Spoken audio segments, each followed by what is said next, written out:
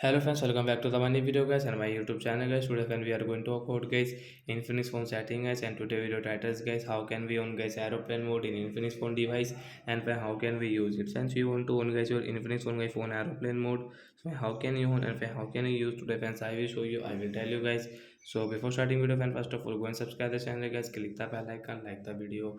So friend, first of all go and subscribe the channel, click the bell icon. So friends, open your phone setting and guys click on guys phone more connection settings. So guys we will on it.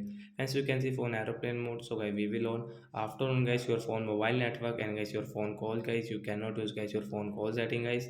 So friends, you can use guys only Wi-Fi settings. So guys we will on Wi-Fi setting guys, and guys we can connect Wi-Fi network in Infinix phone device. After on guys aeroplane mode settings, so guys we will connect guys Wi-Fi network. So friends, you can see Wi-Fi network will connect, and friends we can use guys Wi-Fi network in our Infinix phone device guys. Oh guys, again password.